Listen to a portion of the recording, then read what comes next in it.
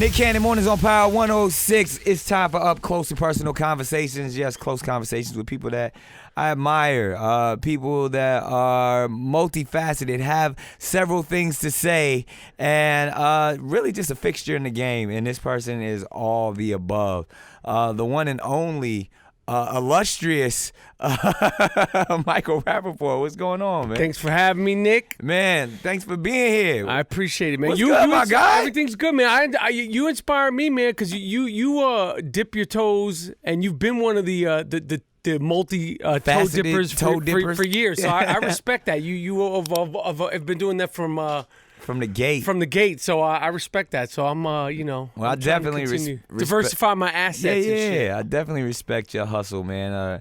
Obviously, we run into each other all the time. We've played in several celebrity basketball games. Yeah, Nick, let me tell you something. You fouled me. I got to be honest. The last time we played in the game, we were in Madison Square Garden. That's my house. Yeah, that is your house. That's mi casa. Yeah, right. And I had a bunch of different things planned for that game.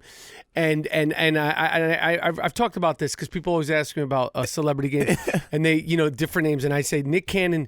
He looks the part. He stays in great shape. Right. The man has been busy making money for years and years. I never feel like he's put the proper amount of time to work on his game. And he fouled me in mi casa and threw off the game, and then I got a technical foul in a celebrity game. And I blame that. That's been my last celebrity game. Was that the last one? Yeah, because I feel like I have to announce my retirement until I return like Jordan wearing the 4-5. But I do hold that resentment against you for fouling. Because it's like it was like I'm doing it's a celebrity game. I have an open layup. Don't just barrel into me with no agenda. Like you didn't even try to block the shot. It was just I don't play basketball. I just did a basketball movie and I don't play basketball. I can act like I play basketball. Right. But actually playing, that's not my thing. But I've held on to that resentment because it was in the fucking Garden, Nick. And I was gonna make the layup. But at least you got to retire in the Garden. Yeah, but it wasn't the way I wanted to go out. I think Kevin Hart might have won the MVP. He wins every year. Yeah, at a certain point, he had to shut it down. Shout out to Kevin. I hope he's doing well. He's definitely doing better, man. Good. I talked to him. Good. So I had to go check. I went and visited him a couple of times in the hospital, so he's doing better. But good. Man, that's the thing too. Even want to talk to you. Man, it's so many things going on in the world, and in a blink of an eye, so many things change so fast. I feel like the energy right now is just really like we just got to be grateful, man. Like, absolutely. Like and you've always been one of those people that speak their mind. Yes. And you've been canceled a few times. Like kind of canceled, but then they bring you back. Like I don't think I've been canceled. I think not canceled, but you speak your mind and you get into it. Motherfuckers try to come and all that shit, but it's like, well, how do you always just say so resilient? That's the question I was gonna say. You've been in the game like myself for a long time doing various things, but you're one of those people that they can't seem to pin down. They can't cancel you officially. And you keep staying in their face, you keep working, and you keep speaking your mind. As far as the speaking your mind, well, the working is one thing. The working is luck, talent, hard work, and timing. All together, and those things need to come together. Absolutely. But as far as like when people try to like, well, you said this, you said that. A lot of it is like, I know. Listen, if you talk shit, you're gonna say things that might offend. You might say things that you didn't intend for them to be taken that way. Right. And if I'm gonna, like I just did, spit on you. Like if I'm gonna talk shit, sometimes you spit on people and you don't intend to do it. So I could be like, you know what? I didn't intend to do that. I didn't. You can take things back. You could apologize, or you could be like, "I didn't mean it that way." Right. But in today's culture, they don't allow you to take it back. That's when I get on my suck my dick. Yeah. That's when I get on suck my dick, because none of us are holier than thou. None of us are perfect. We all have our preconceived notions, our prejudice, and all these things. And and if you're gonna be a shit talker, like I'm definitely a shit talker. Definitely. Like the chips are gonna fall where they may. Like one of the things that as far as like in terms of like that offended people, as far as all these things on social media is like with Janet Jackson. Everybody loves Janet Jackson. You can't say anything bad about Janet Jackson. But I said, and I'll stick to this. Janet Jackson hasn't been popping for a long time as far as a song. You're on the radio. You haven't played a Janet Jackson song, a new joint in a while. But somehow, some way, that became like, you're racist. And I'm like, suck my dick. Yeah, nah. Suck my fucking know dick. You're not racist. But that's how it is, though. The Janet Jackson slander happen. No, I get it. But I'm just saying that was one of the things. But somehow but that was you were just saying she's not. She's not popping right now. She don't have a song on the radio. She hasn't been popping in a long. That doesn't mean that she's still Janet Jackson. I get all that, but also like for me, like listen, Janet Jackson for me, that's not like never been my shit. Like listen, You've never been into Janet Jackson. Pleasure Principle and all that when she whopped it up, she was all that and Tootie and all that shit. But I'm just saying like it's. Did you say and Tootie? I mean, not Tootie. When she was on, she was on Fame. I mean, and no. she was on Different Strokes. Yes, on Different Strokes. Her and Tootie was yes, cool. Yes, but I'm saying like, like Janet Jackson. Like for me, it's like, listen, I'm gonna sit here and say Beyonce's dope, all that shit, but that's not not your thing. You're not a Beyonce fan. I'm not saying I'm not a Beyonce fan. Shout out to Hov, his beautiful wife. I'm saying, but like for me, I'm a dude. Like I'm not really rocking with. I'm a dude too. I like Janet Jackson. Beyonce. I got it. But I'm saying like as far as like female singers, like I'm gonna say like someone who really hits me is more like Shaka Khan. Okay. Shaka Khan. Shaka Khan, let me rock it, Shaka Khan. Yeah. But I'm just saying, like I'm not gonna be like, oh, Destiny's Child is in like my top groups. Really, I'm not saying I don't respect them and like put a ring on it and all that shit. But it's just like it's because you're more of a hip hop guy, right? I'm a hip hop guy, and like if I'm gonna go into like R&B, like especially modern R&B, I'm talking about Keith Sweat. That's Guy. definitely not modern. No, but I'm saying 30 like, years ago, Mike. No, but for me, like shit that's my shit too. Like when I was a New teenager, Jack era. I'll be sure. And then we go back, we could get on some Bobby Womack, some Curtis. And all that shit, but I'm just saying, like, the point is, like, when you talk about the cancel shit, I'm like, yo, I could have an opinion and be like, Janet Jackson isn't popping. You really can't argue with it. Yeah, I respect you just because being a white guy, you step up and say whatever the fuck you want, and you're like, because there's a lot of this, like, white guilt mixed with white innocence mixed with, like, white, like, ooh, we gotta be careful. You like, fuck all that shit. I say what I feel. I want to speak my mind. And we fuck with you for that. Like, I've seen a couple of times in your comments, they'll be like, man, hey, be careful. We ain't going to invite you back to the barbecue. You're like, fuck it, I don't even like barbecue. Yeah, I like barbecue, but your barbecue's probably whack because if all you're playing is Janet Jackson's, I'm not, I need something more than that. There's a fucking barbecues while they playing Janet Jackson. That should be lit. But you know what I'm saying? But it's like the all that. So whatever, all that shit, I don't take all that shit seriously. And as far as I'm concerned, like, if you're really comfortable talking about things, talking about race, like, I feel like it's more racist to be like, well, I can't say anything because I'm in a room of black people. Like you're a person, I'm a person. I'm like, if I'm like a lot of times, like, if I don't feel comfortable around you, I'm not going to say anything. Yeah, I always say, like, bottom line is you have to be able to back up whatever you say.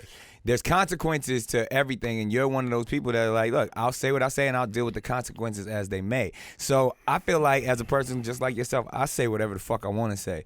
But there's going to be some substance behind it. Either I know the culture, I know what I'm talking about. I'm not really just going to speak ignorantly about something I don't know. And I feel like the same way, like even when it comes to hip-hop, like you got, one of the dopest hip-hop documentaries I've ever seen is the Tribe documentary that you put together, man. Yeah. Like, and that's to be commended, and everything from, all of your work from, in front of the camera, behind the camera. So you speak with substance, even though a lot of times it's silly and it's funny. It usually comes from a place of where you've thought this out. Yes. So getting to it, thinking things out, we always do this. Michael Rapaport's top 5 rappers. All right, I'm going to say top 5 rappers that are alive because, like the great Biggie Smalls, the great Tupac, right. One of Sean Price is a Brooklyn MC who's he passed, but so I would say alive because Biggie and Tupac, their careers were so short. It goes without saying their influence. So I'm gonna say alive in no particular order. Right. In no particular order, I'm gonna say Nasty Nas. Okay. I'm gonna say Ghostface. Ghostface. Because he's just. Ghost is so good and so sort of under the radar. So much humor. Really? I mean, darts. Ghost is dope. I'm gonna go with Hove. You can't do any top 5 lists without Hove. Right. Okay. You can't do any top 5 lists without Hove. I'm gonna go with the God MC, Rakim Allah. Okay. And then just for today, I'll go with KRS-One. That's just today. It's interchangeable. That's just today. That is a strong top 5. Strong. What I know That's is strong. Someone that you worked with that you didn't put on there that is in my top 5. Okay. Ice Cube. Ridiculous.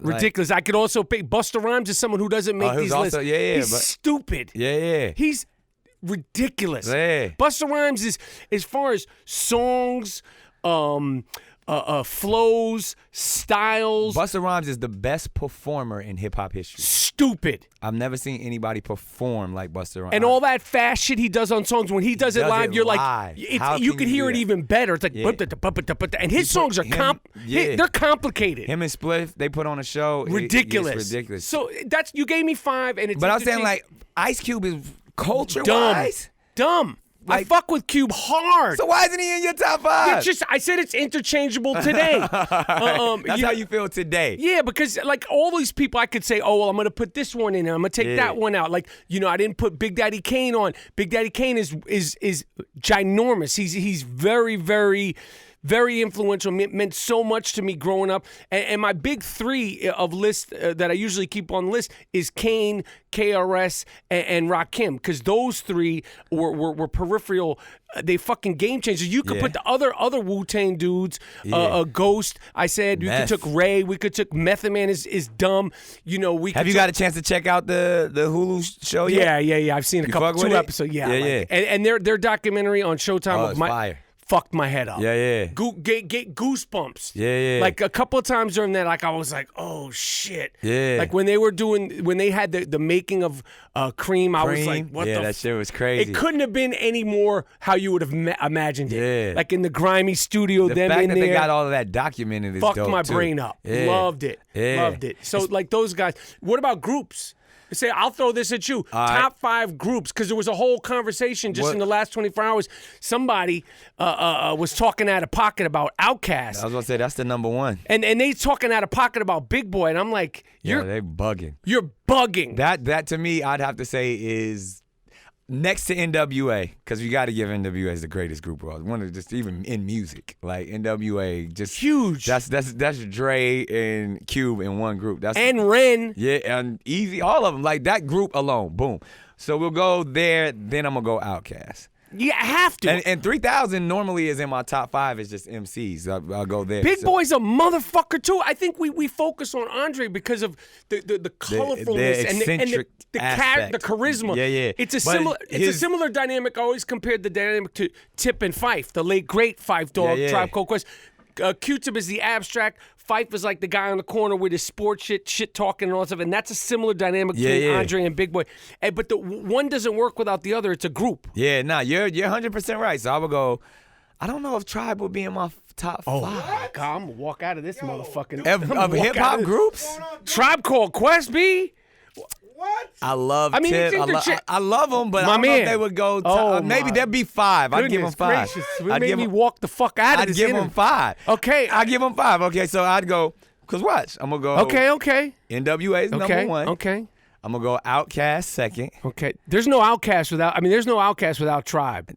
For real, literally, they'll tell you that themselves. All right. I mean, trust me, yo. I fuck with Outkast hard. Right. This is why the conversation's always great. And it's interchangeable. I kept some guys out of my list. You got mad. You almost kicked me out because of Ice Cube. Yeah. Shout out to Cube. Yeah. Okay, but go ahead. It's interchangeable. It's your list. I'm going to go UGK. Okay. Shout out to Bun B. I fuck with Bun. He's a funny dude. Yeah, and just holding that. But even before, take a step back. I got to go Ghetto Boys, then UGK. Okay. Mr. Scarface. Yeah. Willie D. Yeah. The late great R.I.P. Bill. Bushwick. And then people going to hate me. I'm going to say Salt and Pepper. Okay. What do you mean? Like, yo, one of the greatest hip hop groups of all time. Salt and Pepper we forget how ginormous they were. Right. They were ginormous. When I was in a club in New York City called Latin Quarters. Yeah. Pepper was in there. And this is when this is all you would see rappers. There was no Instagram. You would see them like, in the cover of magazines. Yeah. You didn't see them there, but I remember I was 17. Right. She was in there, and it was a bar. It was a club, Latin Quarter, famous hip hop club in New York, where you could be underage because they didn't serve alcohol. Latin Quarters. And I walked right into her. At the top, like when she, and I remember. You gotta remember, Salt-N-Pepa was like if Beyonce and Rihanna was in a group together. That's how on fire. Like everybody was in love. You either was a Salt guy or you was a Pepper guy. And then like Spinderella was still fly on the DJ. Spinderella was fine too. Facts. So, but with seeing her in her prime in a club, like kind of bumping into her, like as a 17-year-old, like nothing came out. Right. Just like when I saw Rihanna.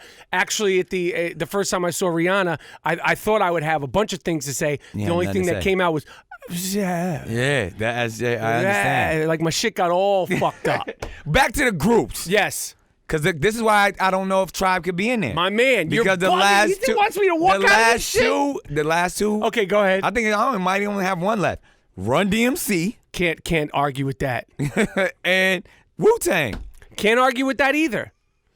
Can't argue with that. I'm not gonna say who I would remove. So let me hear your five. Okay, I'm gonna go Wu, the Wu. Right. I'm gonna go Tribe. Right. I'm gonna go Outkast. Okay. And you didn't even say NWA.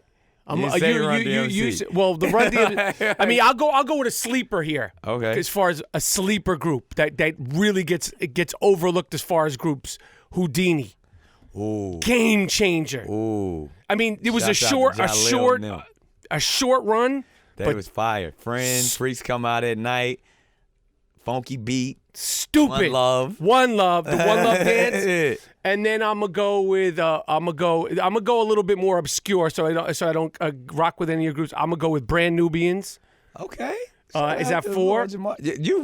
I think you've gone beyond 5 and you didn't name Run DMC or NWA. Run DMC is. That's a hip hop group. They start, finish, begin, everything. Yeah, so you can't leave them out. No, but interchangeable. But Outkast is on every right. and the fact that somebody was talking out of pocket, I don't know where it came from. Yeah, that's ridiculous. You know what it was some brilliant marketing, because they were talking about some other group similar to the brilliant marketing for that Lil Nas X song. Oh, right. Which I heard there's something I'm not familiar with, but you can't. I mean, when Outkast came on, as soon as you saw that first video, you were like, who, what, where, when. And we went on a journey with them. We saw the evolution of Outkast every single album. So game changers. Yeah. Those motherfuckers are game changers. And they Facts. got better and better and better. Outkast, you're both alive. You're both healthy. Come on, man. Let's re-up one more joint. See him go again. I would love to see Outkast on tour. So, speaking of evolution, can we talk higher learning for a second? I never really hear you talk about this, man. Always. Like, and the thing, like, one of my favorite movies, R.I.P. to the legendary, just great director, John great guy. Singleton. One of the coolest. I'm sure you've known him over the years. John Singleton. So, and Higher Learning was his third film. It was Boys, Poetic Justice, and then Higher Learning. Now, how did you get the role in Higher Learning? And that's a great, speaking of racist, like Remy, and man, dynamic in that film, man. Like such a journey. And I think I seen you in maybe a couple things, one thing before that, but then that was to me when I was like, yo, this dude is starring in this film, and you start one place and go to the darkest of dark places. Yeah. And when you think about everything that goes on today in our world with school shootings and stuff, Higher Learning is it was way before its time, but more potent and relevant for today's society and race relations, especially with young people, man. I agree. And you took us on that journey in such a way, man, especially knowing who you really are in real life. Yeah. And then to have to see you kind of be this guy who just is so filled with hate, man. I was like, yo, he acting his ass off. It was a great opportunity that John gave me, John Singleton, when And how did you get that role? I got that part because I met John after he did Boys in the Hood. I had done a film called Zebra, a film that got a lot of attention, independent film. Yeah, I saw that. And we met, and he actually called me in to meet with him and talk to him about poetic justice. And he's like, there's nothing really in this.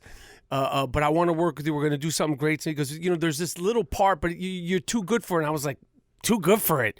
I'll do it. Yeah. I'll do it. Let me do it. And he goes, it's just this one scene. It's a couple lines with Tupac. I'm done. I'm there. Like where and when. Right. And speaking of Janet Jackson, just so like there's no salt and it's clear. Like I was like, it was so much excitement about poetic justice with Janet, Tupac, John coming off of Boys in the Hood. Right. Like he was like, all right, well, you'll come. My whole reason for it was to go to the read through to meet Janet Jackson, and like I had like even though you hate her music. No, but like I was so hyped to be in it, and I had this one little exchange with Pac in the movie. It's the postman when he finally gets to Oakland. Yeah. But it was like you knew how special he was, and I was such a fan of his music. And I actually, I had heard about Pac before his first joint with Digital. When Digital came out from Jada, because me and Jada had an agent. When Jada before she had worked, we had met. We had shared an agent, and she said, "My friend Tupac," and I was like, "Tupac?" She goes, "Yeah, he's going to be a big star. He's going to act and rap." And I was like, "Get the fuck out of here!" Like, because at the time, no one had done that. Right. And then, sure enough. And it was like, yo, this motherfucker. that was one of the, like, you were like, this guy's special. Different. So I did Poetic Justice, and then when he did Higher Learning, he said, yo, there's this part. I want you to come in. I want you to audition with Cube. Now this is before Are We There Yet? This is this is Gangsta Cube. This is the 50 Cent version of Cube. So you're like, like I had grown up loving this dude and his image in the West Coast. So I had to go in and audition with John and Ice Cube, doing all the crazy shit that I wound up doing in the movie. Oh, wow. And it was just like, as an actor, especially when you're young, you're like, I want to prove myself. This is a part that's way different than I am. But I did it. I got the part, and it was just. Do you think a movie like Higher Learning could come out today? I mean, with it being it not a so studio intense, film. Yeah, they wouldn't touch that. They wouldn't touch that now. It would be too controversial, the content and the race stuff. Although I think it's good, you need to have these things, because the greatest thing about a Higher Learning was the discussions that it provoked. Absolutely, it was real, and people still have the discussions about it. The race, and some people are like, yo, you had playing a character like that. When you're ahead of an actor, like, yo, the way out there, the better. Yeah, the more different it is, the better. Because you're actually acting. You actually get to become a character. I didn't judge the character, and I think that's why people.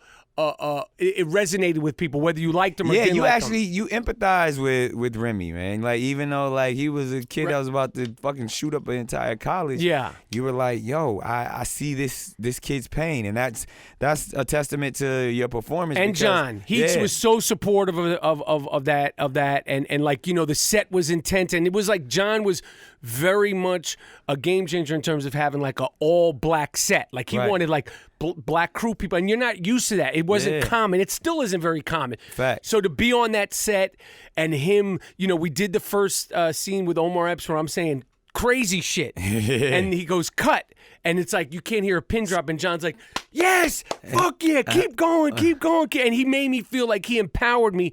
To be racist. He empowered me. Right? But as a performer, man, like you need that. And I've been in those awkward situations, and I've done work with Spike when we did Chirac. And it was a moment where like I'm literally standing in front of mothers. These are not actors. These are mothers of slain victims. In Chicago, who died from gang violence and gun violence, and I'm in their faces telling them, I don't give a fuck, I don't care, and like their tears, real pictures, real tears, and like every time we call cut, like all I could do is just go over there and hug them, because I'm like, yo, I'm acting, they're not.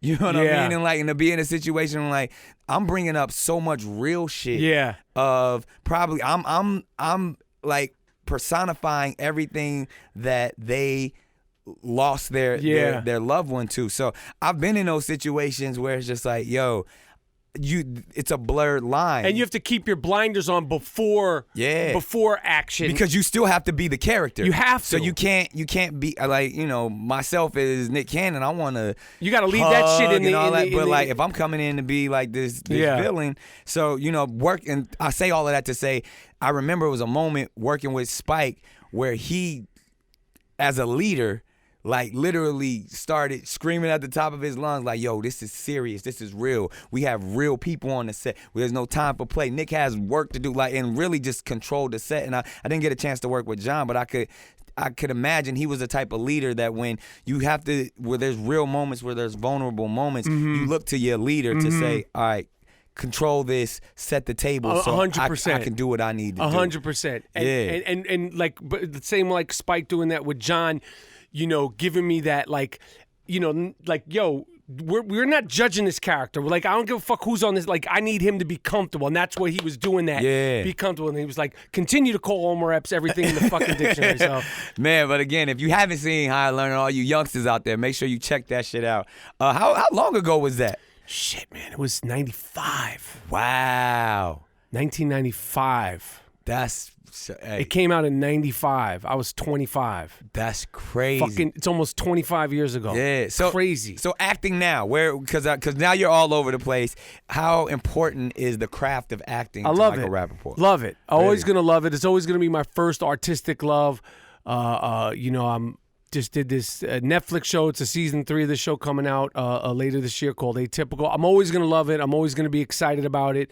Now, do you ever get concerned? Because I deal with this all the time. Someone who's an actor, but most people know me for many other things. And like, does that bother you? Feel like you can't jump into the characters and actually get to be an actor because they know you as the shit talker, or they know you from this show? I take it as a challenge. Really? You know, like I like the Netflix show. The character's extremely emotionally. I don't want to say repressed, but he's very vulnerable. He's very quiet. So when people see that, they're like, "That ain't That's not you. That ain't the shit talking, and all that stuff." But I look at it like they're different crafts, they're different skill sets, and it's up to me to make sure that the lines don't get blurred. Like you're not seeing me, you're not seeing the person you see here, you're not seeing and that's my responsibility, and hopefully the audience will give me that benefit of the doubt when they see me rock. And speaking of rocking and being multifaceted, you jumping into my world now. Stand up. Yup. Man. Yep. Now that ain't no bitch. Like you got to get out there and really do it. Yep. Like it's make or break. Like how's it going for you? It's going good. It's going good. And you're you right. Booed yet? I haven't gotten booed. Oh, you ain't really doing stand up till you get booed. No, maybe I'm just good. I mean, you got people that'll talk. You gotta have your bomb stories though. Like yes. You know who I bombed in front of or I bombed on the biggest stages. I bombed like every night opening up for Chappelle. Like I was on the road with Chappelle during the Chappelle show, like height, and it was one of his biggest jokes from that show was "fuck Nick Cannon" and the thing like with his son. So even once they announced my name every night, I was like, "Give it up for Nick Cannon." Fuck Nick Cannon. It was rough from the beginning. The beginning. Damn, that's some other shit. But I felt good because Chappelle obviously would talk to me every night. Like, man, you got this. That's what we made of. This is what we do. And I felt good because every time he stepped out on the stage, there was like, "I'm Rick James, bitch." Right. So like I saw like they heckled him too. Right. And right. it's almost like it's love heckling. Right. So I did that, and the other night that I probably one of my worst bombings, I was fresh out of the hospital, Super Bowl weekend on a Mike Epps comedy show. Mike out there killing. And I think it was like his hometown, like Indiana or some shit like that, killing. And he brings me out. I'm slow walking, damn near still medicated and shit, trying to do jokes from like 2 years before, and they booed my ass. Are you serious? Off the stage. Now, and then you can see old ladies say, he just got out the hospital. Leave him alone. Like, in a fucking arena. Black audiences, they say like, what are you talking about? Black audiences in a comedy club? I don't give a fuck correct. what anyone says. You better come. It's different than a white audience in a comedy club. White audience will give you a chance. They'll let you. Black audiences do not fuck around in comedy clubs. They come to the comedy club to fuck with you. They are the entertainment. They don't like if fuck you ain't around. entertaining, they gonna entain everybody in that motherfucker. No bullshit. No bullshit. So and they love you. Yeah, but as far as they don't, if it's Nick Cannon, Dave Chappelle, they don't give a fuck. The bigger the star, the more they want to heckle you. Yes, and It's like sharks and chum in the water. Like if there's anything out of pocket or whatever, like your timing better be right. And that's even one of the reasons why I created Wildin' Out, because it was more of that vibration that I wanted to show. Like, yo, there's an energy amongst this culture that you got to be fast, you got to be with it, and the audience will give it to you. So that's an invitation right there to make sure you're on the next season of Wildin' Out. Done. Yeah. Done. Because I was gonna do it the year before. I'm done. Done. All right. And I'm coming in. I'm talking shit. You got to. The freestyle. I'm shitting on everybody. There if you're not on my team, Nick, no disrespect. It's going down. Then I'm coming at you. I'm coming at the turban. I'm doing all that shit. As you should. I'm coming at the bulletproof vest. I'm doing all of that shit. And then you bring up a good point, because now we're doing old school versus new school. Bring me in there. I'll be with the. Let me get the old school. You're gonna be on my squad, probably. Yes, good. But and anybody who comes in there with a tattoo, like on their face, collage on. I'm not saying all tattoos on their face, but it's collage, or if you have like a Chipotle bag, right, or a note to self on your face, I'm hitting them too. There it is. Now you brought up my bulletproof vest. I got to do it. We shooting right now from the hip. It's the firing squad. I'm gonna just shoot some questions at you. And we haven't fired enough. Yeah, no, you got. Hey, come on, we going in. It gets real serious. All right, first one: loved or feared? Loved. Really? Yeah. All right. It depends. In general, I would say loved. Okay. No one's seem like you don't give a fuck if people love you or not. But I'm saying if I had a choice, I don't want to. I don't. Fear is like some gangster shit though. Like respect comes with fear. But you didn't say respect. I know that there's adorations of it, but I'm saying you said loved or feared. I don't want anyone to fear me. You just okay. I don't want anyone. That's some to white fear. guilt shit.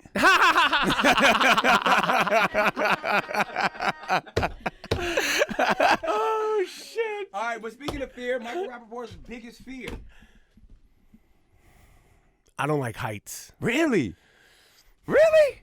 Yeah, I don't like heights. Okay, I wouldn't think that would be one of the things. I don't like heights, and I don't like heights and going down from heights. I don't like heights. We going on a roller coaster. Yeah, we going, Scott. I'm gonna get you to do some wild shit. You know, like were you ever on that bear grizzly takes? Nah, you did that shit? No. They offered me. I was like, I'm not fucking with that. Because you look fucking ridiculous. Yeah, like right? I don't think many black people will go on that fucking show. Like that. Because that'll pull out. Like they'll get every fear. Yeah, because I saw Mel B did that shit and she had to like piss on herself. Like, like that'll. I'm good. The heights. They've offered. I was like, I'm cool. Yeah, I'm not with that with shit. With the wilderness shit and all that. All right, greatest movie of all time. The greatest movie of all time. Greatest or favorite? You can My pick. favorite movie of all time, I have to say, is Robert De Niro, Martin Scorsese, Raging Bull. I'm not gonna go. Oh, no, wow. Raging Bull is my favorite. As far as I'm a Scorsese guy too. I was mine. What were you gonna say? Goodfellas? No, used to be Wolf of Wall Street. Great. People sleep on that motherfucker. Great. That motherfucker is so well crafted. Great. Like in Leo, Jonah, great. So, but I'm a Scorsese guy. Yeah. So you know. So I'm with you on Raging Bull. Like, but I would go. I mean, that's a tough question. But I mean, you could go. There's so many different great. Have you ever got to work with Scorsese? I haven't. It seemed like he would love you. I want to work with him. I could see you in one of his films. I cannot wait for the new De Niro, Pesci, Al Pacino, Scorsese. I'm going day one. Yeah, I'm screening one. I don't want no premiere. And he getting up there too. Like you never did. I don't. This is the last time they're doing a gangster film. Yeah. Yo, this shit is gonna be fire. I can't fucking wait for that. I'm with you on that. All right, best piece of advice you've ever received. Cheaper to keep her. How long you been married? We've been married. This is my second marriage. 3 years. Okay. 3 years. So this one's still fresh. No, this is it. Yeah, this my. All right. Worst piece of advice you've ever received. Don't buy. You gotta buy. You gotta Really? buy. But yeah, that's kind of vague. But I said worst piece of advice. I haven't gotten any worst piece of advice. I'm saying after cheaper to keep her was the best advice. Cheaper to keep, yeah. But it say like as far as like, I remember there was a to go at Janet Jackson. That's probably the worst piece of advice somebody. Yeah, that was like, fucking talk shit about Janet Jackson. That's good, especially do with that, all do your that. white rapper shit. Do that. It's good. It's good for business. Social media is gonna love that. Black Twitter's gonna fucking love that. All right. Favorite breakfast cereal? I gotta go with Captain Crunch. What? That fucks up the roof of your mouth, yo. You are black though. That's some black people shit. Like Captain Crunch. Like we love fucking Captain Crunch with the Crunch berries. Or just straight Captain Crunch? Like if you say what's my favorite, like if I'm gonna pick one straight up, or peanut butter Captain Crunch, if you want to get freaky deaky with it. Wow. Or if you mix the two. Mix the two? Then you're really getting on something like you starting your fucking day off correctly. All right. 3 things that you could take on an island if you're stranded. Deserted island, you only take 3 items. I would definitely need I need sunblock because I sleep. I sleep with sunblock. Yeah. I need like a fucking tub of sunblock. That's a good one.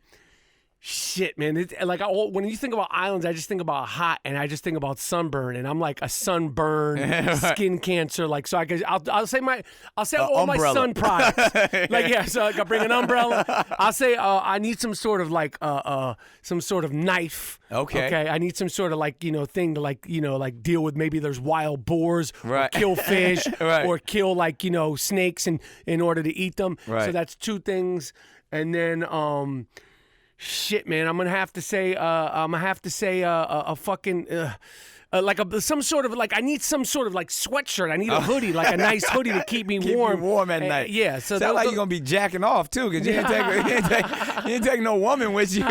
Shit, you didn't say I could bring people and shit. I mean, it said 3 things. All right, shit. That's a good question, but the sunblock is definitely first. Sunblock first. Frying my ass up. Got it. Favorite curse word? Fuck. Yeah, you say it motherfucker, so well. Fuck. Those are 2 different ones. Okay. If you got to choose motherfucker or fuck. I'm going to do my sleeper curse word. Cocksucker. That is a good one. Cocksucker. That's a fit. If you want to cut through. Yeah, you cocksucker. I'll say that. That always goes. And it's versatile. Right. You know, it could be an adjective or a noun. It could be a pronoun. So cocksucker. Right. It's not literal, but it also is literal. Right. It's figurative. So cocksucker's my sleeper one. Fuck is basic. I'm sure everybody says fuck. Some people might say asshole. Yeah. I say cocksucker. Cocksucker. It's so New York too. Yeah, that is. It's got a C, and then it's got another C with the K, and then it's got another CK with the sucker, and there's an R, and you could say sucker, cocksucker, or cocksucker. Yeah, there's ways to those are 2 different people. Exactly. The cocksucker and a cocksucker are 2 different people. Exactly. It's the A and the ER conversation. I'm gonna say cocksucker. There it is. Now it's because you said cocksucker. Yeah, it's that's more offensive. Right. It's or the ER. The hard ER. Exactly. You know what happens when you put a hard ER That's on what I'm saying.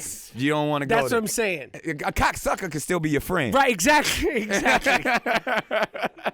So, all right, man. Now you've made it almost through the firing squad. Now it's one last question. One word that describes Michael Rapaport. Genuine. Really? For better or for worse. I would agree. Genuine. I am genuine.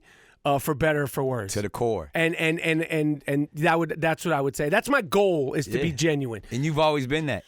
Yeah, man. I remember when I first met you in a club, man. It was 20-something years ago. It was when the Gigolo song. Yeah. What year was that? That shit 2002? That's when I remember I first met you. I mean, you must have been, you were a kid, but I remember. Yeah. I believe. Yeah, that's when I first met you, and I remember I was like, it seems I was a fan, man. Such a long time ago, but then such a not. But it's like, like this business, it's like. There's so many ebbs and flows, and you get older, and then you're like an OG, and then there's like young people, and then you talk shit about the young people, and the young people are like, oh, you don't know what the fuck you're talking about, and all that stuff. It's one of the pleasures of being in this business, because I remember when I first met you, because I was like, that song was dope. Good looking. I remember coming over to you, were sitting at a booth. It was like early at a club, but I remember that. Hey, I know I've always been a fan. I will continue to be a fan. Definitely a genuine guy. Much success on everything you're doing, the stand-up, the acting, the shows. Thanks for coming in and having this close conversation. I appreciate you having me, Nick. I appreciate it. And I keep doing your thing. Keep diversifying your assets. Like I said, I appreciate it. Inspired me to do my shit, too. There it is. Michael Rapaport, Nick Cannon Mornings on Power 106. Woo!